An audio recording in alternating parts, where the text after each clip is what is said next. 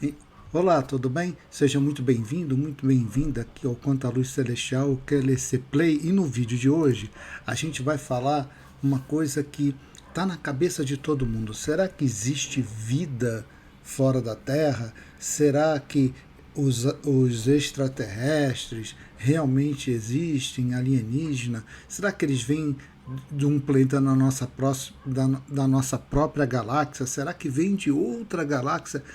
Esta é a grande pergunta que a gente tem e este é o assunto que eu vou falar hoje com vocês, olhando para a ciência e olhando para a doutrina espírita, a espiritualidade. Vou rodar a vinheta e a gente fala já já.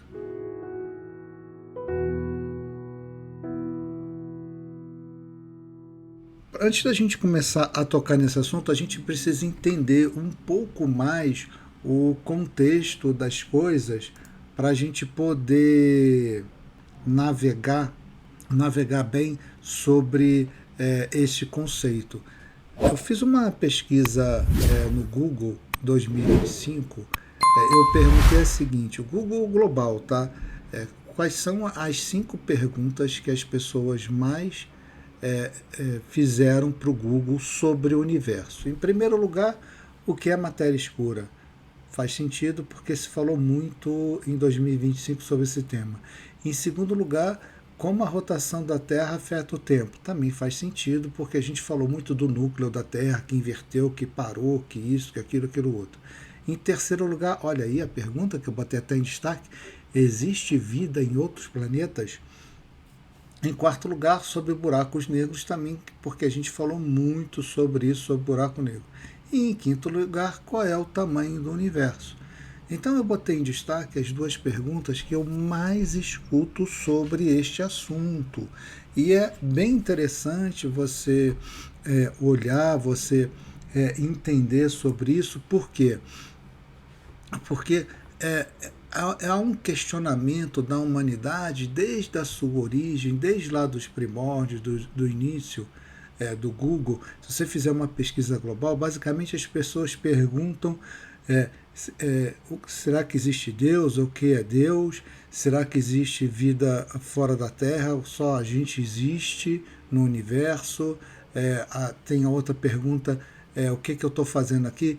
Então, essas perguntas elas se repetem ano após ano. Então, se você fizer uma pesquisa das maiores perguntas no Google Global, basicamente você vai cair em cima dessas perguntas. Então, é bem legal a gente colocar isso e voltar com isso ao tema. Por quê? Porque senão a gente não entende por que tanta gente questiona isso. Acho que é só agora, não. Isso já vem décadas atrás, décadas, sempre essa pergunta. Até acho que na época da filosofia, lá atrás, na época da Grécia, já se falava sobre esse questionamento do universo e por aí vai. E aí, para a gente matar essa curiosidade, o que o ser humano fez? Bom, eu preciso ir melhorando a tecnologia das coisas. Então, a maior tecnologia que a gente tem hoje mapeando o universo é um telescópio chamado James Webb. Ele fica a quilômetros da Terra para não sofrer nenhuma interferência e ele vai ocupando uma posição entre a Terra e o Sol, de forma que ele consiga ficar orbitando a Terra junto dela, orbitando o Sol o maior tempo possível, sem ficar gastando muito combustível para se manter nessa posição na rota. E é lá lançaram o James Webb, eu não lembro de cabeça quanto tempo tem, deixa eu procurar aqui no Google, quando foi lançado o James Webb. Ó, o James Webb foi lançado em 25 de dezembro de 2021, ou seja, ele está aí há 5 anos, nem 5 anos, né? Porque foi dezembro de 2021. Está aí há 4 anos e pouquinho.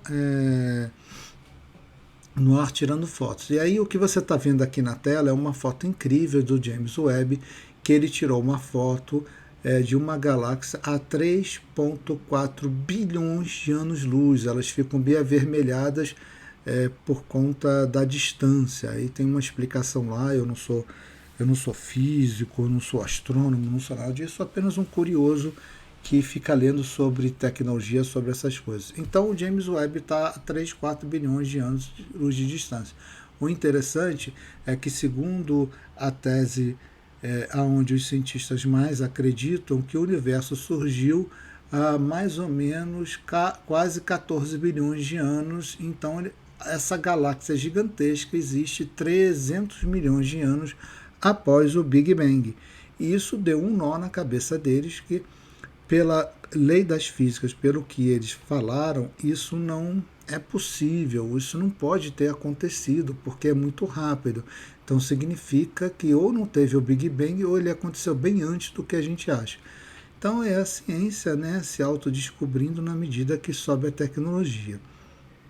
Mas a gente se caçar várias literaturas espíritas, se a gente ler o livro de Allan Kardec e literaturas que foram chanceladas, né, por Federação Espírita, porque tem um objetivo nisso, né, porque senão é apenas uma impressão, uma opinião de alguém. Na hora que ela é chancelada pela Federação Espírita, é que realmente o que está sendo dito ali é considerado verdadeiro sobre a ótica da doutrina espírita. Então é muito importante a gente ter esse entendimento. E isso causou um nó. Então tá aí o James Webb causando. Só que antes do James Webb a gente teve o Hubble no ar. O Hubble, eu acho que ele entrou no ar na década de 80, ou eu acho que foi 80, deixa eu só confirmar. O Hubble. Quando foi lançado o Hubble? 1990, tá? O Hubble foi lançado em 1990 e até lá a gente era muito míope, porque a gente só via pelos telescópios aqui da Terra e a nossa atmosfera ela causa muita interferência, né, no, no que a gente está observando nos astros. Bom, aí a gente pegou, lançou o James Webb, você pode ver a diferença, né, de tecnologia de 1990 para 2021 é um absurdo. E olha que a maioria das fotos que a gente viu há pouco tempo atrás era tudo foto tirada do Hubble e todo mundo já ficou maravilhado. Então você veja o quanto que a gente está avançando a passos largos. E quando a gente olha para isso tudo, por que eu estou falando?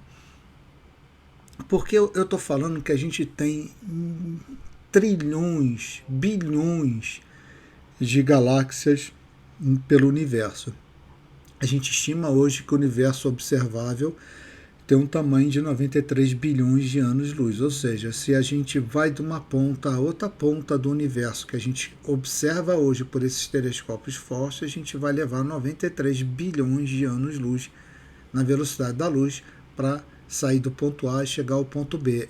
São números, né, distâncias inimagináveis, é muito difícil dar um nó na cabeça. A gente tem um monte de milhares de tipos de galáxias, espiral, galáxia cônica, redonda, tá? Tem tudo quanto é forma, então a gente está cada vez descobrindo mais. Mas aí você deve estar se perguntando, mas como é que eu posso falar que o universo tem 93 bilhões de anos-luz se o Big Bang, segundo os cientistas, foi há 14 bilhões de anos-luz atrás? Muito simples, de lá para cá o universo se expandiu, e aí eu estou fazendo um perímetro de 360 graus para onde que o universo expandiu, para onde eu posso olhar. Então, essa explicação científica e matemática. Mas vamos em frente. Ora, a gente é uma dessas galáxias que foram descobertas no universo. A nossa galáxia está aí, é uma galáxia espiralada, ela tem 2 braços principais e a gente está lá na rabeta, a gente está lá na ponta, é aqui que está o nosso sistema solar, o nosso Sol, com todos os nossos planetas, né, que é Mercúrio, Vênus, Terra, Marte, Júpiter, Saturno, Urano, Netuno, e Plutão que foi tirado fora e colocou. Então, para a gente entender um pouco dessas distâncias, imagina o seguinte: a NASA tirou fotos de perto, fazendo fotos da superfície de Plutão através de uma sonda que ela mandou para lá, e ela orbitou Plutão. Só que tem um detalhe: levou 9 anos viajando no espaço para chegar lá. Então era um projeto que foi lançado e levou 9 anos para chegar. Segundo detalhe, Plutão é tão distante que a gente não tem referência de uma órbita completa dele, assim como a gente tem dos outros planetas, de tão longe que ele está. Então, a NASA teve que pegar documentos escritos por astrônomos que usavam telescópios ou lunetas bem rudimentares, falando de algo que eles viam no céu que, pelas contas, parecia Plutão. Então foi um tiro no escuro e eles acertaram. Você vê a capacidade que a gente tem de fazer projetos complexos de sucesso. Então a gente está aí nesse pontinho dessa imensidão só da nossa Via Láctea. Imagina quando a gente fala do universo. Quando a gente fala do universo, olhando para a nossa galáxia, se você for da ponta A ao ponto B da galáxia, ou seja, quiser atravessar ela toda, estima-se que você vai levar 105.700 anos. 700 anos, só os 700 anos na velocidade da luz, significa que em 700 anos andando à velocidade da luz, o Brasil ainda não tinha sido descoberto. Então você vê, quando a gente pega essas distâncias do espaço e joga para cá, o absurdo que é em relação a gente. Se eu falo 105 mil anos, a gente estava na idade das cavernas ainda. Né? O planeta Terra ainda era um planeta primitivo, né? Um planeta das cavernas, não tinha chegado nem à expiação e provas se você tivesse feito isso lá no passado. Só. E a gente está aqui, ó, nosso sistema solar, na rabetinha aqui embaixo, e a gente está a 27 mil anos-luz do Sol central, do Sol de Alcione, que é o ponto central onde tudo da galáxia gira em torno. Então, se a gente andar na velocidade da luz, a gente vai levar 27 mil anos para chegar lá. Então, a gente está falando de distâncias astronômicas. Se eu olhar para o universo estima-se que ele tem 1 trilhão e alguma coisa de galáxias, chegando quase a 2 trilhões de galáxias que a gente já mapeou. Cada galáxia é uma Via Láctea. Só a nossa Via Láctea, ela tem de 100 a 400 bilhões de estrelas. Ela é considerada uma galáxia, sei lá, de mediana, né? Ela não é muito grande, não. Andrômeda é muito maior do que ela. Se a gente fizer uma conta, pegar aí 100 bilhões de estrelas na nossa galáxia, vamos pegar por baixo, multiplicar por 1 trilhão de galáxias, a gente vai chegar a 1 pentilhão de estrelas. Se a gente falar que cada estrela tem pelo menos um planeta, a gente está falando que tem uma probabilidade de 1 pentilhão de planetas orbitando em volta de cada estrela, e só existe a gente? Vocês entendem que quando a gente começa a olhar para esses números, a ficha não vai cair, que só existe a gente? Não dá. Tem muita civilização aí fora, só que a gente não vê, e eu mais adiante vou dizer sempre aqui a minha opinião, ancorado no que a gente tem de ciência e ancorado no que eu aprendi ao longo desses anos estudando a espiritualidade, e aí eu faço a conexão sempre do mundo espiritual para o mundo material. Então veja bem que a gente começa a ficar assim. Só que hoje a gente sabe, diferentemente de quando eu estudei na escola, há 40 anos atrás, dizia-se que era muito raro ter um planeta em volta da estrela. Hoje, com toda a tecnologia que a gente fala, dificilmente uma estrela não vai ter um planeta. Ele já sabe que, em média, cada planeta deve ter em torno de 5, cada estrela deve ter em torno de 5 planetas. Então eu estou pegando aquele valor e aumentando mais ainda. Eu estou falando de octilhões de possibilidades de ter vida em algum planeta. Só na nossa Via Láctea, dizem os astrônomos que Sirius A, Alpha Centauri A, Vega, Rigel, Antares, Aldebaran, Capella são estrelas que têm características semelhantes ao nosso Sol. Elas podem ser bem maiores, do mesmo tamanho, brilho e intensidade diferente, mas têm características semelhantes. Daí a gente já fica com uma pulga atrás da orelha. Pô, a gente está sozinho mesmo, não existe vida lá fora? E vão mais, até 2022, no site oficial da NASA, ela diz que oficialmente ela já identificou 5.000 exoplanetas. Tem fotografia, tem imagem, tem filmagem, tem tudo com toda a tecnologia que ela tem. Desses 5.000, ela disse categoricamente que 350 estão em zonas habitáveis. Então ela já deu a deixa aí. O que é uma zona habitável?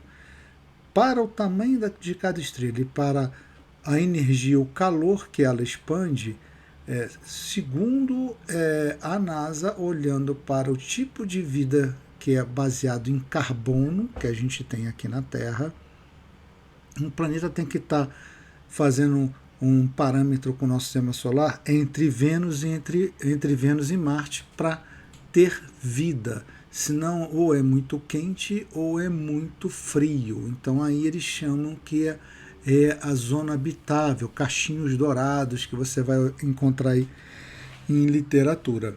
E a Terra está nessa zona. Esse é o parâmetro que a gente usa sobre a nossa ótica. Vai saber o que tem fora disso. Então, o universo, com certeza, está sempre em movimento, está expandindo, as coisas estão mudando, os planetas vibram, os planetas são seres vivos, a Terra está em transição planetária, então as coisas vão acontecendo sem a gente saber. E há 2.000 anos atrás, o maior espírito que já reencarnou aqui na Terra, que é o nosso governador, que é Jesus, chegou e disse categoricamente: na casa do meu pai tem muitas moradas. Vocês não vão ao reino dos céus, a essas moradas, sem passar por mim. Eu sou o exemplo, eu sou o caminho, eu sou a verdade, eu sou a vida. E está aí. Então, ele veio e deu todo o código de conduta, ele passou toda a diretriz, toda a codificação do que a gente precisa fazer para alcançar outras moradas. E que moradas são essas? São moradas diversas, de diversos tipos. Pô, mas isso é verdade? Segundo a astrofísica PhD Beatriz Villarroel, que toca um projeto na Europa de analisar transientes. Eu já fiz um vídeo sobre isso, eu vou deixar aqui o card para vocês. Ela mapeou, foi lá e conseguiu todas as photoshops do observatório de Palomar, lá na Califórnia, nos Estados Unidos. Ela conseguiu a cópia de todas essas chapas metálicas. O que são essas chapas metálicas? Essas chapas metálicas é que antigamente a gente não tinha nada digital. Então antigamente a gente tirava o filme e a revelação era aquele rolinho, né, marrom, o preto que a gente tinha, que era o negativo dos filmes, né? E para o observatório era Photoshop, era isso. Ela pegou todas essa Photoshop, digitalizou, jogou no computador, porque ela estava pesquisando os transientes que tinham desaparecido do céu, para ela saber se já teve uma estrela que explodiu, se passou um cometa, se passou um meteoro, se teve algum outro objeto. E aí ela foi fazendo essa pesquisa e mapeando, sendo que essas fotos são desde a década de 50, antes de ter qualquer satélite. O Sputnik foi anos depois no ar. Eu falo tudo isso nesse vídeo.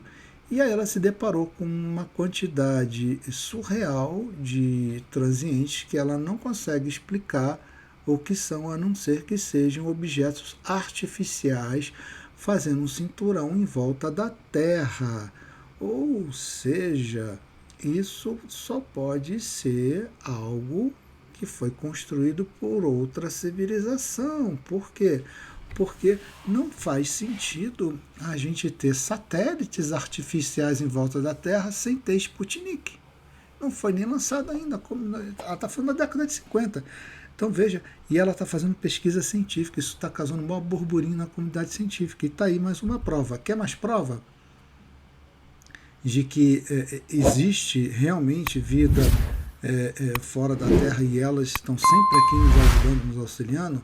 Olha para Machu Picchu, o Cusco, que é ali do lado, como é que tem essas pedras gigantes, enormes, cortadas perfeitamente, encaixadas perfeitamente em 12 ângulos, algumas delas pedras pesando mais de 50 toneladas, e não são pedras de lá. Como é que elas foram levadas lá para cima? Ninguém consegue explicar, então vira a página. Aí a gente vai para o México, a gente encontra pirâmides que são um símbolo de engenharia da espiritualidade maia. Como é que também os maias conseguiram montar isso tudo? A gente olha para as pirâmides do Egito. São tantas coisas ao redor do mundo que se assemelham a isso que não há explicação. Aliás, Eric von Däniken, que faleceu dia 10 agora de janeiro, escreveu um livro, Era os Deuses Astronautas. Ele botou isso em xeque lá na década de 70 ou 60. E foi preso. E deu uma confusão, não se podia falar nisso nessa época. A turma abafa o caso, tá? E aí, como é que a gente consegue entender isso? A gente tem informações que desde de Roswell, em 1945 em diante, que a gente começa a falar muito, a ter provas que nós somos visitados, mas a gente não precisa chegar lá, a gente olha isso tudo. O que eles vieram fazer aqui? O que eles estavam fazendo aqui? Por que eles nos ajudaram? A gente vai entendendo. Quer ver uma outra coisa que você não consegue explicar e ninguém explica? Abu Simbel era um daqueles grandes monumentos, tipo cidade, cheio de estátuas, cheio de coisa, que foi criada no Egito Antigo, e ela estava no local onde o Egito, na década de 60, precisava de energia elétrica, ia fazer uma represa, ia alagar aquilo tudo, e aquilo era uma obra da Unesco. A Unesco pediu ajuda aos maiores cientistas, aos países inteiros, e ao custo de 36 milhões de dólares na época, em 1964, eles tiraram todos os monumentos de Abu Simbel de um lado A e levaram para um ponto B, aonde não ia ser alagado. Isso foi uma coisa única que eles fizeram por conta da represa. Só que eles não conseguiram levar aquilo tudo. Eles não tinham tecnologia para levar aquelas rochas maciças para B. Como é que os egípcios levaram? Segundo ponto, se a gente não tinha, como é que a gente fez? A gente cortou em 2.000 pedaços, como quebra-cabeça, fatiado. Foi uma baita de um projeto de engenharia para a época. Levamos para o outro lado e remontamos e colamos tudo do outro lado.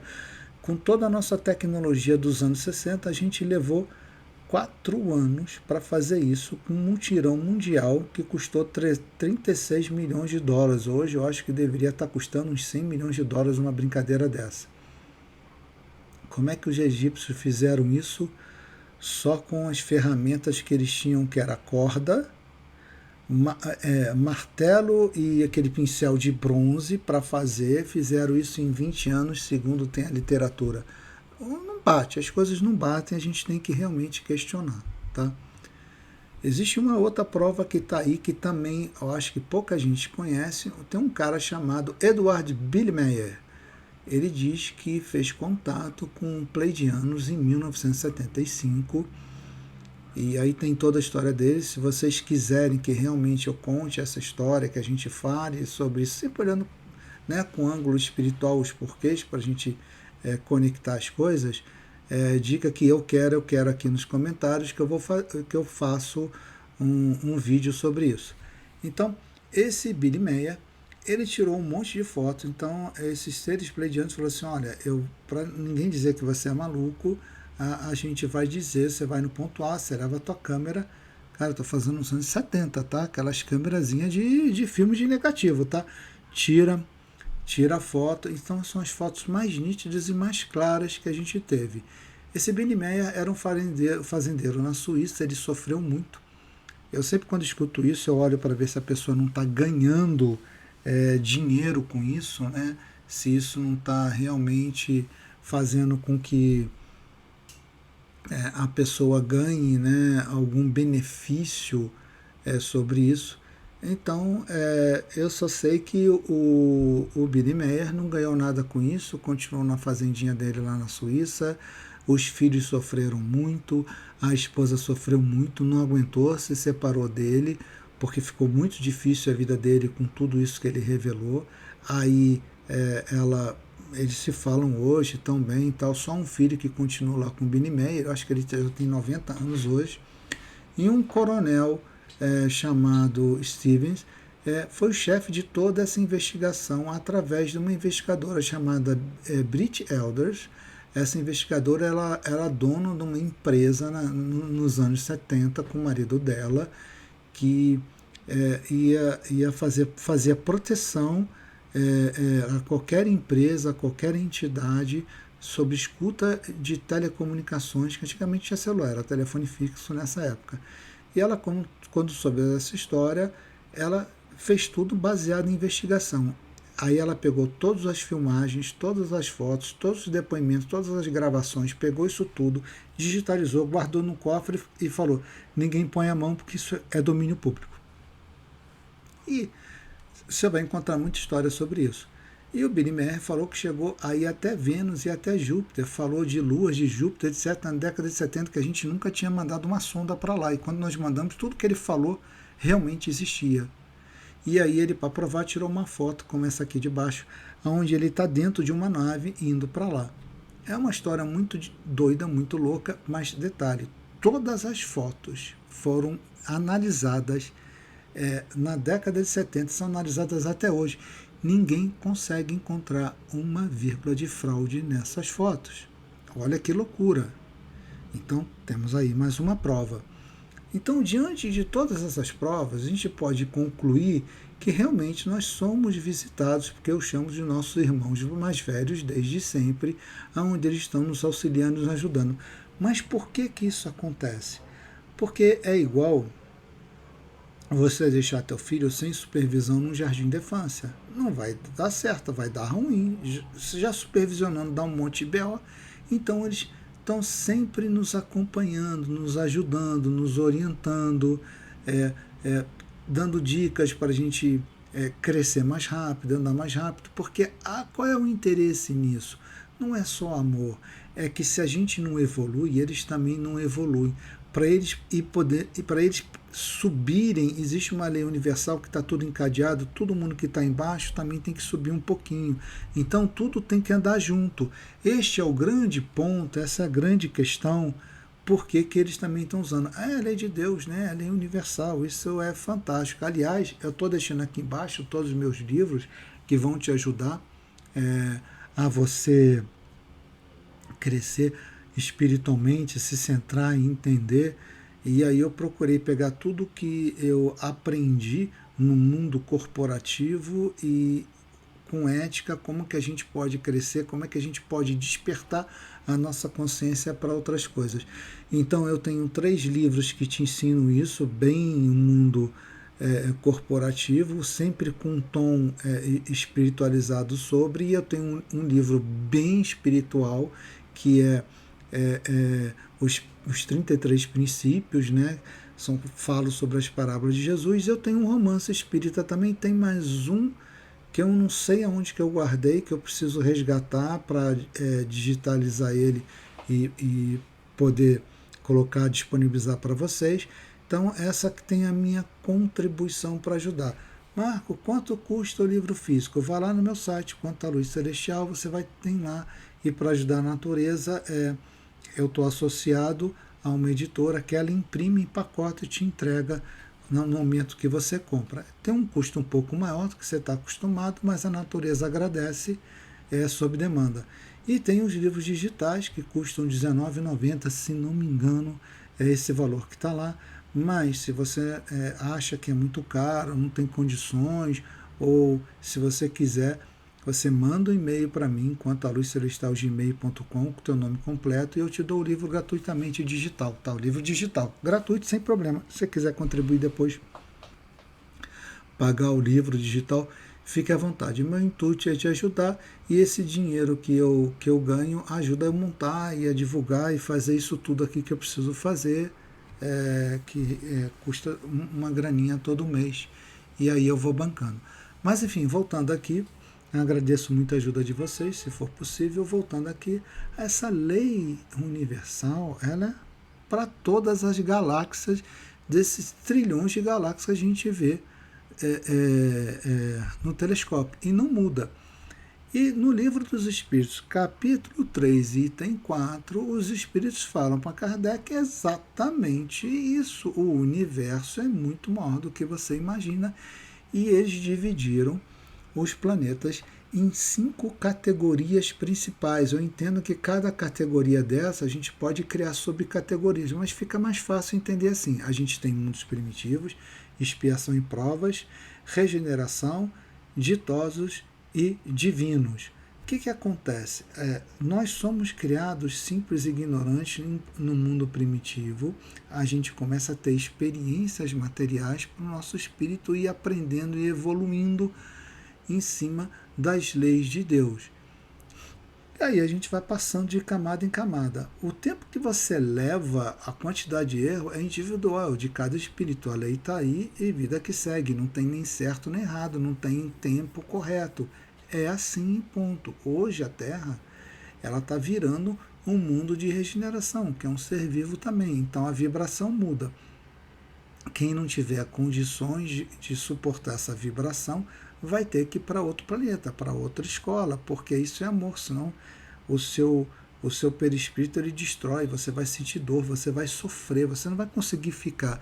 Aí quando você vai para o plano espiritual, que a gente chama aí a quarta densidade ou a quarta dimensão, quando a gente fica no mundo espiritual, se você está num planeta de muita energia que você não aguenta, você fica hibernando, porque você vai sofrer muito. Então você tem que ir para um mundo aonde seja ainda prova e expiações. E dependendo da quantidade de bobagem que você tem feito, você vai até para o mundo primitivo, para você voltar a aprender tudo de novo e ajudar os espíritos que lá estão a evoluir tecnologicamente. Então, se você começar a estudar a doutrina, você vai aprender isso tudo.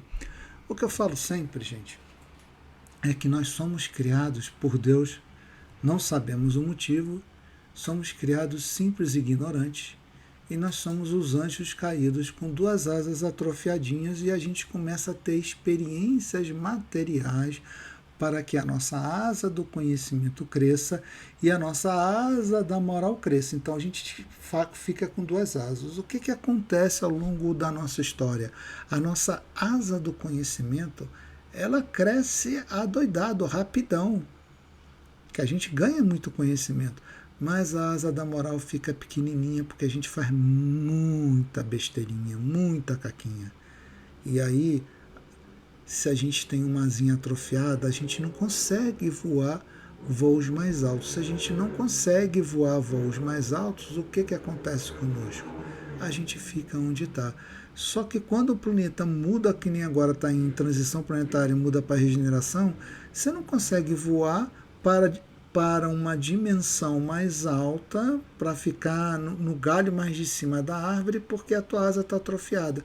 Então você tem que mudar de árvore, você muda de planeta. É bem simples, o entendimento é esse. E a gente vai evoluindo até que a gente não tem mais forma, a gente é só luz. Assim como o nosso Mestre Jesus, a luz, é só luz. Assim como vários emissários, vários anjos, são só luz. Eles vêm aqui só para nos ajudar. Aliás, eu posso falar sobre prova, sobre expiação e sobre missão.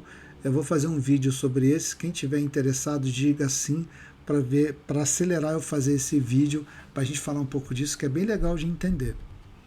Então, desses 5 tipos de planeta, a Terra está virando um mundo de regeneração, e é por isso que você está ouvindo bastante coisa sobre isso. Há 230 anos atrás, Jesus se reuniu com seres celestiais de vários orbes, onde ele fez tipo uma reuniãozinha. Galera, é o seguinte, turminha aqui da Terra, eu sei que eles são bem bagunceiros, eu sei que eles tocam terror, mas já está na hora, já tem maturidade suficiente para ir para a regeneração. Topa, topa, topa, vamos, beleza, vamos. E aí a gente está sendo orquestrado isso. Há 230 anos atrás, na época do rei Luís alguma coisa. Então, isso não sou eu que estou falando, não. Isso está na obra do Divaldo Franco, que fala sobre a transição planetária, ditada por Joana de Angelis, que a transição planetária, a época de transição finda mais ou menos em 2057. A gente ficou um pouquinho atrasado, dura em média 300 anos essa transição. E a gente está na reta final dessa transição planetária. E já está aqui perto da gente, volta uma quantidade enorme de seres, a pedido de Jesus, de todos os sistemas solares, de outras galáxias também, para nos ajudar e nos apoiar nesse momento. É como se a gente estivesse fazendo aquela festa de 15 anos, aquela formatura do ensino elementar, que vão todos os parentes, vai todo mundo. Então a gente está nesse momento e aí vai todo mundo lá em volta para que nessa festa, que é essa virada, tudo se transcorra dentro do planejado por Jesus.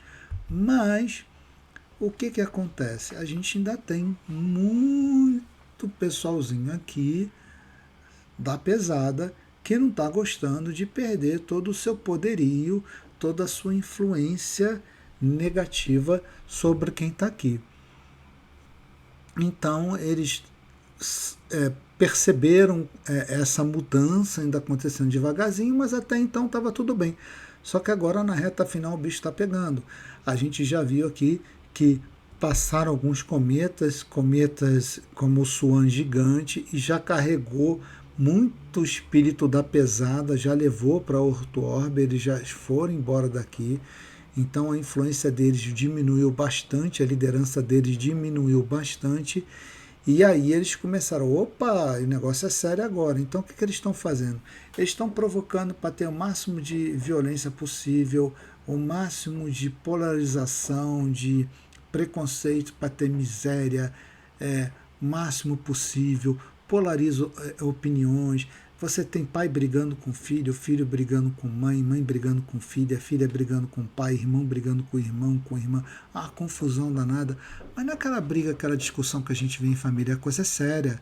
Chega até a violência, não se falam mais.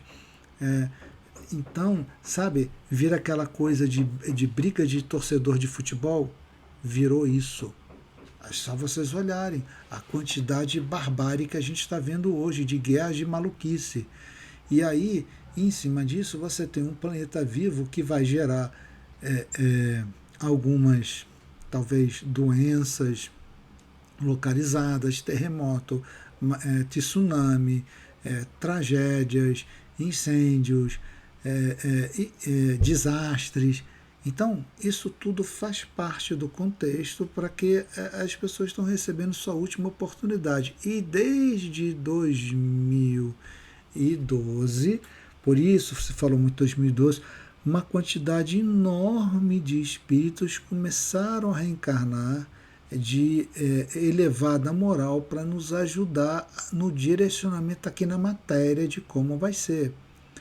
E a partir desse ano de 2026, não pode reencarnar mais nenhum espírito que esteja muito comprometido. Eles já estão sendo levados embora. Então, talvez a minha encarnação, a encarnação sua que você está me ouvindo aqui, seja a última que a gente tem a chance de continuar aqui se a gente fizer a nossa lição de casa direitinho, bonitinho. Então, a gente precisa parar, refletir e despertar. Se você já está me ouvindo, você já entendeu isso, já está no caminho certo. Então, quer dizer que para tirar esse pessoal todo, vai acontecer uma guerra maluca, ou aquele apocalipse. Aliás, que você entende sobre Apocalipse? Digita aqui embaixo. Gente, Apocalipse é revelação. Isso foi deturpado pelos cinemas hollywoodianos de Apocalipse, é o caos, é o desastre, destruir tudo, zumbi. Isso é maluquice da cabeça de cineasta, tá? Apocalipse é revelação. O que a gente está tendo aqui? Revelação dos nossos irmãos mais velhos, que a gente chama de alien extraterrestre que for. São mais de 70 tipologias que estão aqui em volta para nos ajudar. A revelação espiritual, muita gente abrindo mediunidade, as casas espíritas cada vez ficam mais cheias, as igrejas mais cheias, as pessoas estão buscando se religar mais com Deus, entender o que está acontecendo. Mais fanatismo também religioso, mais polarização política. Então, tudo está se extremando. E isso é normal. Tá? Por quê? Porque a vibração está subindo. Eu falo muito da vibração de Schumann. Também coloco aqui um card que eu já falo da ressonância de Schumann. Tem um vídeo que eu falo sobre isso. E no meu grupo do WhatsApp eu falo isso também. Então veja que tem muita coisa acontecendo. Então, gente, a partir de 2057 é a data limite para qualquer espírito que ainda tenha algum débito que não seja muito pesado para continuar no mundo de regeneração, se aprume. Ou seja, a partir de 2057 não tem mais jeito. Só reencarna aqui quem puder reencarnar. Obviamente, muitos espíritos podem reencarnar aqui, mas vão pedir para ir para outro local, porque a sua família foi levada para outro local, a pessoa queria ir para outro local para ajudar e auxiliar, eles vão para lá em missão. Então, tem muita coisa. Por outro lado, milhões de espíritos estão reencarnando aqui no planeta Terra, então essas maluquices desses governantes acabam. Tá? Até 2057, que vai mudar o planeta absurdamente sobre isso tudo. E aí, gente, em quem vocês vão acreditar? Nesses anúncios apocalípticos, desastrosos, 3 dias de escuridão, guerra mundial, epidemia mundial, extinção da Terra, que um cometa vai bater e acabar com todo mundo, que os ricos estão fazendo banco. Você vai acreditar nessas maluquices ou você vai acreditar nele, na luz?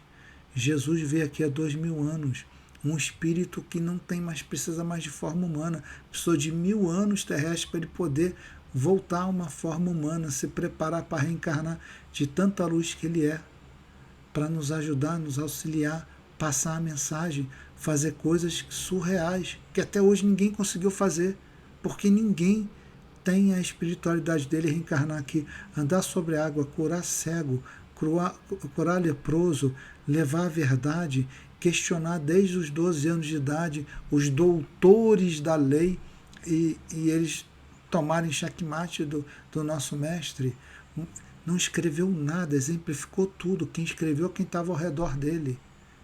Se acredita nele guiando a gente nessa transição através desses irmãos mais velhos com uma espiritualidade, com amor gigante, ou no que estão falando de bobagem aí nesses canais do YouTube para gerar audiência? A decisão é tua, é seu livre-arbítrio. Eu estou aqui para te ajudar. E digo, será que existe vida fora da Terra, em outras galáxias? Sim. E eles sempre estiveram aqui nos ajudando. Gente, só o conhecimento liberta. Isso é fundamental, importantíssimo, tá bom? Então, voltando aqui na câmera, tá? O que eu quero falar para vocês é muito simples. Estudem, vejam. Eu deixei aqui, estou deixando aqui 2 radionovelas para te ajudar a ter conhecimento espírita. Eu ainda vou falar sobre isso. Eu tenho feito shorts. Então, eu estou aqui para te ajudar, te esclarecer de pé no chão, sem fantasia, sem nada, sem querer audiência. Está tudo aí, tem meus livros, está tudo aí para te ajudar. E antes de encerrar o vídeo hoje, eu peço para você ficar um pouquinho, porque eu vou botar aqui aquele videozinho do Grupo Anjo Azul, que eu ajudo há mais de 10 anos. São pessoas boníssimas que ajudam crianças com câncer e a sua família no tratamento quando estão aqui em São Paulo, porque elas não têm hotel, não têm onde ficar. Então é um abrigo para essas crianças, para apoio, isso é amor. Então, se você quer ajudar alguma obra, alguma coisa, assista esse vídeo. Se tocar seu coração, você ajuda, tá bom? Obrigado por assistir aqui. Muita paz. Até a próxima. Dezenas de crianças deixam suas casas, suas cidades e suas rotinas para enfrentar algo que nenhuma criança deveria enfrentar, o câncer. Em meio a esse momento difícil, um anjo aparece no caminho dessas famílias, o Grupo Anjo Azul. Somos uma casa de apoio que acolhe crianças de todo o Brasil em tratamento de saúde, especialmente o câncer. Nosso trabalho começou com o desejo de fazer a diferença e hoje somos uma rede de solidariedade que oferece mais que hospedagem. Oferecemos amor, cuidado e dignidade. Nossa casa funciona 100% por meio de doações. Acolhemos hoje 14 famílias oferecendo hospedagem, alimentação, transporte para hospitais, apoio psicológico e, acima de tudo, um lar temporário onde as crianças e suas famílias se sentem seguras e amparadas. Cada detalhe é pensado com carinho, desde os quartos até os brinquedos, as refeições, os voluntários e o acolhimento diário. Tudo o que fazemos é possível graças à solidariedade de cada um que nos ajuda a transformar vidas. Na Casa Anjo Azul, a esperança ganha vida. Com você ao nosso lado, podemos continuar transformando medo em coragem e solidão em amor. Junte-se a nós e venha fazer parte dessa corrente. Juntos somos mais fortes.